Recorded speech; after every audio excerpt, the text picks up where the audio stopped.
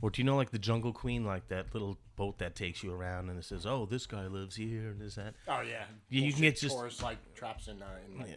You just take a ride on that, and you could, if it's really good, you could say it's good, or if it's not good, you can make fun of it. And do you know what? For the amount of, get a speaker, a good speaker. I mean, they still have that little bullhorn from high school sticking in the corner of this boat. I know. Now they make these awesome ones you could wear on your neck, and they're like the size of like your little synth board, and they're super loud. I mean, think about a Bose Bluetooth speaker. They put out more sound than some of these big old school woofers. Right. Yeah. And I would make up complete crap. This is where Mr. Peanut used to live. The actual Mr. Peanut. He had a monocle. He used to wave at the boat, but unfortunately, ladies and gentlemen, he's now peanut butter. I mean, you could review so many things. Did you ever? Oh, I mean, he got stuck in the Black Lagoon. The Black Lagoon. It was like a really bad neighborhood for peanuts. All right. Now he's dark We're roast. wasting all this good stuff. Damn it. Or they had this duck thing. It was like a bus, and you drive it around. They show you downtown, and then they drive it right into the boat ramp. And cool. it's a boat. It was like aquatic. Right. Aquatic vehicle. But that's I don't know if because it was a very tragic thing where it flipped over and like everybody died or something. Yeah. I mean, seatbelts definitely kill you in that situation. Yeah, right. All right, guys, everybody take off. We're heading to the water. Please take your seatbelts off. And put your life vests on. And place your life vests over your shoulders. Otherwise, you're going to end up at the bottom of the sea with then you tip over, and then you're in the double-decker bus, and there's no place to go, and then you realize the window's don't open. God, what a friggin' hell of a way. Some good ideas sound great on paper. But yeah, there's lots of really cool things. Like there's You're still talking, and we're not recording. This is a win. Yes, I am. Oh, you son of a bitch! Good, son of a. You should be recording. Yeah, there's a thing downtown where you can get on Segways, and they'll give you a tour. So yeah, I've seen that. Wait, they're not the cool cop Segways. Have you seen those? Do you ever see the Segways that the cops drive downtown West Palm? I don't know. They're fucking badass, bro. They're like beefed up, supersized, supersonic, robotic Segways with sirens and lights and the whole nine. And these cops are like armed driving a Segway. And they are. They are. I know, but it's like really hard to like. You want to you can't not take them seriously because they're cops, but you're like, it's a Segway, but it's like, yeah, but it's a really fucking cool Segway. Yeah. You know, I'll just go faster than everyone else's Segway, so this way you can actually catch someone. Right. It's like, I mean, is he chasing some back? Yeah, you're both going 20 miles an hour. That's it. I mean, I couldn't take the governor off. There is no governor. It's fucking electric. Right. And then all of a sudden, there's a helicopter. We're live here downtown. It's not a helicopter. It's a small drone piloted by a 14-year-old kid in VR. And he's just going, be-doo, be-doo, like fucking Minions. It's like the OJ chase. On Segways. That's really good. So I had a friend that did that, and he's like, "Do you want to be one of the tour guides?" This was years ago. I'm like, I would actually love that. I think it would be fun. Cool. I wouldn't take it very seriously and probably eventually get fired. Yeah. Because they wouldn't pay me enough to take it seriously. No, they don't. I know they don't. Absolutely. But I'd definitely have fun with it until they fired me. Right. Yeah, sure. Well, I drove around on it all day and everything, and they teach you how to maneuver them, and you get pretty good at it pretty quick. Oh, you have to drive it and do the tour? Yeah. Oh, it's like a 2-for-1. Yeah, so everybody behind you, everybody has their own Segway. And they're following you. Oh, you're talking about the Segway thing. Okay, I'm thinking trolley ride thing. Yeah, and they all have their earphones in, and you have a microphone, and you're talking. They can all I've hear seen you. people do murder tours like that, where they go to small towns where serial killers have been, and they do like literally Segway tours. And same thing. You basically they go, this historical building is where he killed 14 people. And like they go into this thing. Wow. Yeah, and they all wear the shirts, like, And the tour is just made much cooler because you're on a Segway. Yeah, you get the T-shirt at the end. I almost got killed by Ted Bundy. Yeah, on a Segway. It's more likely you got killed by the Segway. Actually, here's a segue. One of my friends just like last week, he went to was Alcatraz. And he took a tour of Alcatraz. Yeah, that's kind of cool. Yeah. I've heard all the stories. And he live streamed it's haunted and darkness and creaking and moaning. It's like, yeah, sure. Yeah. It's a fucking old prison that's like dilapidated and, on an island. It's historically amazing. It is. I've seen it. It looks great. I would go. No issues. He was live streaming. I'm like, wow, look at those cells. It's like... Yeah. Well, it's kind of like back in the day, my mom wanted to go on vacation, went to Salem, Massachusetts. And you go to see the witch trials. Oh, yeah. Yeah, and you see the little cages they kept, I'm air quoting right now, witches Right. were kept in little tiny cages, big, like they were actually smaller than some dog cages I've seen, and where they burn people at the stake. Like it's all historic. How many would they didn't really burn a whole lot of witches. No, not so much, but the way they kept them, the torture was actually a lot of it was more kept out of the mainstream. So those cages were absolutely real. The fact that they killed them, they would stone them, they would drop them at the bottom of a lake, and if they drowned, they were human. If they lived, they were witches. Yeah, how many of them lived? Yeah, and then None what of if them, they 'cause are they're all witches? We're human. gonna throw them back in the So lake they basically again. just killed people for no reason. Yeah, that stuff was relatively true, but again, I think they were geographic.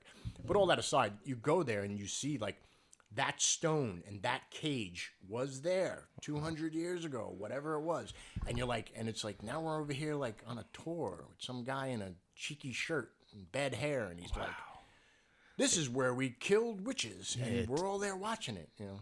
That's kind of like, in like 500 years, if they take tours of like New York City, like Ground Zero, on segways, people with the bus. Why you think in 200 years New York City won't be New York City? Who knows? Oh, I mean, okay, true. Yeah, I mean, I think it happened. There would have to be some cataclysmic event, but sure, either. Or they would take tours of the parts of the city that got destroyed by something specific. Right. Whether it be flooding, global warming, nuclear war, or whatever, who knows. Yeah, like today being in New York. Well, I'm Chernobyl. a Floridian, but being in New York, I'd be upset if people were torn. I'm Oh, like, no, hey, that's- absolutely. But in 400 years, fuck them, they're all dead. I mean, Who 500 cares? years, you kind of lose. I mean, even 100 years, we can't go back and say we really feel bad for the ancestors of the witch people. Right. But we can empathize that, or be glad that we don't do that now. Yeah. Well, that way anyway. At least we don't waterboard anymore. Yeah. Yeah. We don't waterboard Right. anymore. Yeah, but we did that too, and then we're like, no, we're gonna stop that. Okay, and then we'll, like 100 years we'll go to a waterboard tour. All right. Well, Chernobyl's hot these days. Even Fukushima. These people are all just, let's go there on vacation. They give you a Geiger counter and they take you on your little tour, and they're like, and you're like walking along and they're showing you stuff, and all of a sudden, click, click, click, click. No, bro, they go, no, come back. Yeah, how much did I just soak up? I walked up and the shit hit 30 rads. Do you know who would be fun to take on that tour? Michael Winslow, the guy from Police Academy. The guy. the guy with the sound effects. Jones. Yes. That's what his name was. I don't know his name, but I know Jones. Jones. Beatbox Jones. Yeah. That was so funny. Oh, Police Academy. Dun, dun, dun, dun, dun. Everybody wanted to be a cop because we thought that's what it was like. Yeah. And you're like, wait, this isn't a documentary?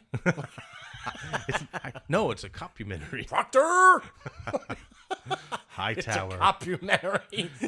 Douche, I got it. Hightower is dead. Tackleberry is dead. Oh, they really? Yeah, see, I don't follow that much. The black lady that goes, Freeze, yeah, Hooks. She's dead. Really? Yeah. Wow. I wonder if they died because of the movies. Probably. They were it's like, we're gonna remake Police Academy. They're all like, fucking 3 more original cast members passed away this week. They're Due to remake. They're supposed to make another one with Steve Guttenberg. Oh, good Lord. Yeah. How of all of everyone else is dying? How is he still alive? I don't know, We but went from Police Academy to Cocoon, and now somehow he's still alive. yeah, he's like, I sucked him off. 3 men and a baby. Oh yeah. It's good stuff. It's like glass bottom boat tours. You're talking about the tours, but I'm Yeah. thinking about I always thought about that. Sure, that's great in the Caribbean. Yeah, It's if you're gonna see even a relatively shipwreck- good here in Florida. Yeah, like right. you could see at least 8 feet down, right? So if you hit some, some light shoreline with coral, you could definitely see what's going on. Let's have a glass bottom tour boat in like Boston or New York. They would have to plant stuff. Plants, you wouldn't be able to. It'd be murky, brown, dark water. You wouldn't see anything, literally anything, The glass bottom of the boat would be like a TV screen. or concaved. Yeah, and they would just project stuff on it. So Yeah, they would have to tune the rabbit ears just to get a better signal from this murky brown no, it would garbage. actually be a TV screen. Hit play, and the people see whatever. Like that thing at the Super Bowl that they all stood on and performed. Yeah, Like exactly. a digital floor. Wow, you can make a fortune. I think that's false advertising. Man. Listen, No, because in the bottom, okay, everybody, now we're gonna start our tour right now here. By the way, none of this is real. Okay, if you look over to by the way, nothing this is real. What did he say? Yeah, in the fine print, none of this is real.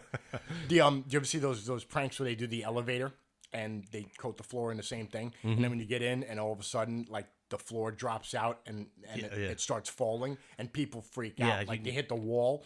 And the one where a shark comes up. Now it's like I might be startled at first, but going, how the fuck did a shark get here? Yeah. Like, why is that scary? Yeah. Like, we're in an elevator, 32 floors up. Right. How did now if there was like an alien from Aliens was like opened up the floor and started crawling up the shaft, that might get my attention, you know? Yeah. Or the floor dropping out might get my attention. But Something real. Yeah, you got to know it's real. I mean, you really got to know. But I spend a lot of time in VR. There's a way to trick your brain. Like, your brain has to understand. Like, we're not at the point where it's fully immersive, where you don't know where you are. You can forget for a moment, but you never forget you're there. You know there and here, reality. You do. Right, but I wonder what if it takes practice. Because especially nowadays, have you seen the new Apple headwear? I think they're calling it interactive computing. No, they're refusing to call it AR or VR or anything like that. Basically, it's a VR headset in its conception that does pretty much everything in the Apple does, like, in there. You can set up multiple screens in your house, walk around with it, pass through, real-time pass through, where you could wear it and actually see an overlay, But everyone reacts differently to virtual reality. Some people get instant vertigo. Some people get, but you still know the difference. You really do. There's no way. It's like robots. You ever see like a robot that looks too real? Mm-hmm. You know what they call that? A real bot. I mean, sure, yeah. Well, it's called the uncanny valley. No, not anymore. Real bot. No. This is a term. You're not taking it away. Real bot. It's literally termed, the uncanny valley is termed for anything with mostly animatronics that looks too real. That's why robots can't look too real, because no matter, every human gets creeped out. We're creeped out with something that is fake, that we know is fake, that looks too real. It bothers us. Yeah. So they automatically stay away from it. So that's why now, instead of going androids, we're either trying to make them more lifelike or less lifelike, because anything in the middle fucks with us. And we're like, I can't look at it. Like he moved like a really big head and tiny ears. Like, ooh. Yeah. Well, yeah. That goes down to symmetry. We like symmetry too. Anything's a little off. Like people, when they're like, it's hard enough when someone has a cross eye and you feel really bad. And you know you're looking at the cross eye and you're trying not to. And you're like, and they keep looking over there and you keep looking over there and you're like, but they're not looking over there, looking straight at me, and they can see me looking over there, so now they know I'm looking at their eye. And then you take your two fingers, point your eyes, go, hey buddy, right here. Or sometimes just ask. It's just like, like, which one should I be looking at? And right in the beginning. That's not what I ask. I always ask, did you try to get the mule to kick you again? Maybe that'll straighten him. Or like when somebody calls you. Like when someone calls you on the phone and they're like, hey, Rob, or hey, Dave, you're like, hey, what's going on? And you're talking for like 5 minutes. You have no idea who it is. And you're like, I'm past the point now. I'm all in. That's the point no return. I have no idea who this is. I'm just going to keep going. As soon as this conversation started, I should have been like, who is this? Wait, I'm sorry, who is this? Yeah, like if you just said that, everything would have been fine. But now now it's awkward. Yeah. Yeah, so like 10 minutes in the conversation, you're like, how are you doing? Oh, well, I mean, my head's healing pretty good. I banged it really, I have a little bit of amnesia, Who is this? Who is this, by the way? Oh, you poor thing. Now I'm the victim. Now it's even worse when your wife's like, who are you talking to? Like, my good old buddy of mine. Come on. You don't know him. Well, of course she knows me. The phone is one thing. Your phone.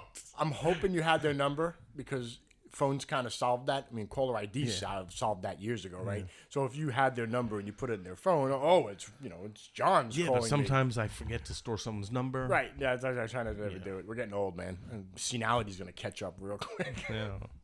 So that's basically like the uncanny valley of audio, sort of.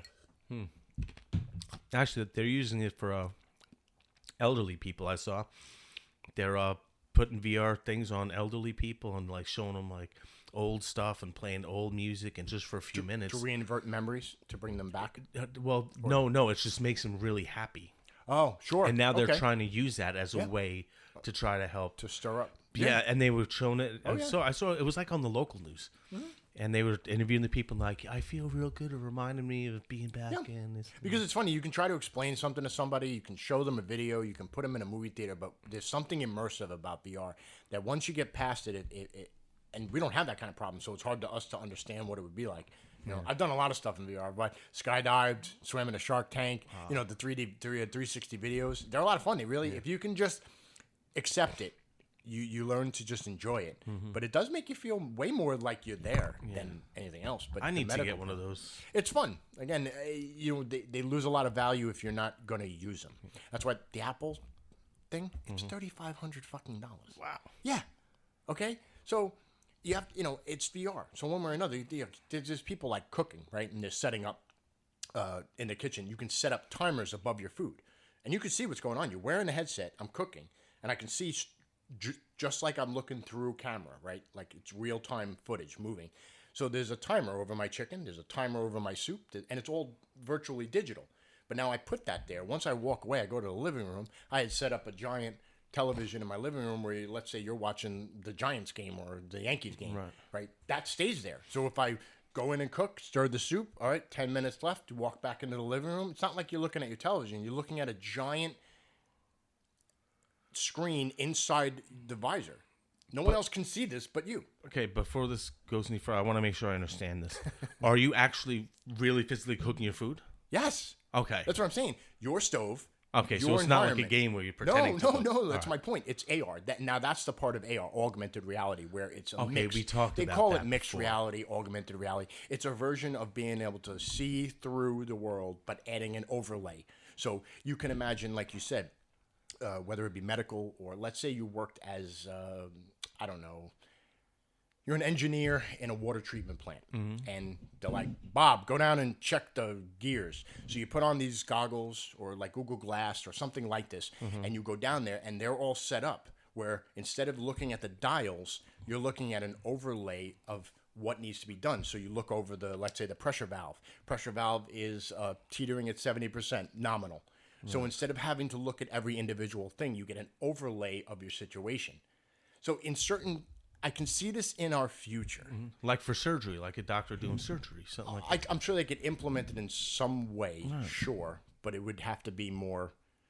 It would at that point. It'd probably Like you be could see easier his to get the robot blood to do it. pressure. I mean, like, Right, all that without different having kinds- the machines and all that. Sure, okay, but I think about a surgeon. They got a lot more to worry about than looking at the blood pressure on the screen. They're concentrating on closing that artery. Well, yeah, I mean, but I then fucked this up. he's like, oh shit. Last thing you need is a fucking call. Like, you've got mail. Like, fuck, man. Told you to turn that shit off. Turn the notifications off. No, hold on, guys. I'm really waiting for this email. It's really important. Yeah, but the Apple thing is big. I mean, it's on every fucking. I mean, I follow tech, but I've watched a few videos on it, and it's great and amazing. But Wow. 3,500. You're not going to get that many early adopters. Even the iPhone wasn't that much. But look what it took for cell phones to catch up. You know, when they make AR glasses or VR glasses that are the size of normal glasses, even slightly larger, like even if they were like skiing goggles. Yeah, right. That would still be better. They are bulky. They're heavy. They weigh about 600 grams. Wow. Which is, it's heavy. Even the Quest 2 that I have is roughly around 624 grams. And you get used to it. But if you don't want to get used to it, you're going to get bored. You're going to take it off. Like, you got people opening up multiple screens. Now, you can see through it, so I can see my keyboard. Some people, what do they call it? Like ghost type, where they can type without looking. I don't know what you call it. I have to look when I type. I'm not that good. I'm pretty fast. But with VR that I have, I can't see my keyboard. But with Google, with the new Apple, it's see-through. It's AR. So now I have an overlay of 4 screens up. My mouse is right here. My computer is right here. It connects seamlessly with Apple stuff, which is great. So you can connect your MacBook straight to the headset. But again, how many people are going to buy this thing and be using it? It'll be cheap in a few years. You think that. Hopefully it will. Like, that's how it goes. But yeah, there's a lot. I like to just see the applications. To me, it's the innovation. What people use it for. Like, because whenever a product is made, people are like, well, you're going to do this with it. And we're like, I bought it. I'll do what the fuck I want with it. And then they come up with a whole new way to do it. And then like 10,000 other people are like, I like that. I'm going to do that. Now all of a sudden, your way wasn't the only way, but you still sold 10,000 more products. And then it gets to show you how innovative people are, how they'll implement it themselves. Yeah, like me being a musician, I'm sure I would use it in ways that nobody else ever would. Right. I mean, you could set a metronome up, right? Clicking at all times in one room, and go from instrument to instrument. You could sync it. You could have a timer set up. I mean, sure. But we'll get there. I don't know, that was a really weird tangent, but yeah, it was. I mean, we were talking about we're going to do tours this with our podcast, and we could do restaurant reviews and this. But yeah, we could. I actually wrote that down. I think that's a good one. We went out for sushi before I came here, and I was going to go by myself, but then the wife found out, and I have to take her. Where'd you go? I went to Sushi King. It's actually pretty good. Yeah, it was tasty. I went simple. I just wanted a large sake with 2 specialty rolls. I didn't want to go crazy, but they actually enjoyed it. They got like fruit sushi and some other bullshit non-sushi. But it's fine. I just enjoy it. Yeah, not for nothing. Mo and the kid can actually use chopsticks really well. Oh, nice. It's impressive. But I enjoy it. I love. At 3:00 in the morning last night, I'm up and I'm like, I had the most intense craving for sake and sushi, very specifically both. And I didn't even care what the sushi was in this craving. I just knew that I needed hot sake to go with it. And when I went today, I even told Molly, I'm like, this was exactly what the craving envisioned. Yeah. I fulfilled it. It felt gratifying to fulfill that craving. It's weird. People always have a weird craving. I want pickles. I want potato chips. You have like a dual combo craving. It's really hard to get that right. Yeah. Can you imagine being pregnant? No, thank you. Yeah. Hopefully, we won't live long enough for men to do that, because I'm pretty sure if they can, they will. I don't think that anybody will live long enough. No, I think we could probably seahorse that motherfucker in there somehow. Oh, yeah. No, I'm worried about getting it out. Yeah. But at that point, modern medicine, you can already opt for a C-section now as a woman. Like, you don't even have to have natural birth. You can just go straight to the doctor and be like, nah, cut me open. But you don't have to. You can have natural birth. No, I don't want it. Just cut me open. So that's entirely different. Yeah, but that would be the same thing for a man. Since we don't have whatever. We don't have that. We can't squeeze it out of there. They could just cut it out of us. Seahorse, they actually put the babies into the male, and the male just has the pouch, and then when they grow up, the male just kind of shoots them out like a blowgun. Well, horses are weird. Horses are weird. I wonder how. Do you know what? I don't know. Nay. I don't know if we're allowed to discuss how seahorses became in the first place. There's a horse kind of hanging out on the beach. Well, that's what happens when a horse bangs a mermaid. Yeah. She goes back. Boy, that's the worst porn ever. And the horse is like, I wonder if she's gonna call. Oh my God! And then she shoots out like 1,000 seahorse, and he sees the alimony payment, and he. Did you ever joke about that when everyone was always like, I met a person I want to say about a year ago that's swearing to me that mermaids are real. Oh. And it's really hard for me to take anybody seriously like that. Like if you just say to me the dinosaurs were real, it's like, all right, we have bones, we have fossils, there's a lot of evidence around the entire world, right? It's like hard to deny. Mermaids. Okay. There's a little bit of evidence for yeah, even just a little. So there is. No, not really. Wait, you never saw the movie Splash? Right. Where do you think that was a Tom Hanks favorite right there. Yeah, but where do you think they get her from? Yeah. You think they just slapped a fin on some chick? Hollywood. But my point to that is like, you're like, oh, imagine banging a mermaid. I'm like, really? No. Think about that. Do you know how fish copulate? Like have baby?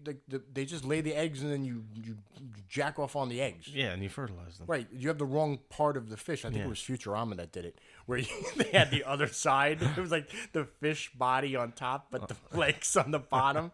And you're like, well, at least that's more anatomically correct. Now we can do this. I love Futurama. It was good, but it was perfect because you're just like, yeah, no one ever thinks of that. That's why it's a fantasy. Good news, everybody. That's pretty good. Yeah. That's all I got on that. This was a tangent episode brought to you by a lifetime of infatuations, of investigations. You were so defeated in saying that. No, because I have the right word. Oh, that's true. That's true. All right. Well, thanks for listening. Thanks for listening. And we'll see you next time. All right, make sure to check us out. We do have a new YouTube channel at A Lifetime of Conversations at youtube.com. And you can email us at a lifetimeofconversations@gmail.com if you have any questions or if there's anything you want us to talk about. You've got mail. Peace.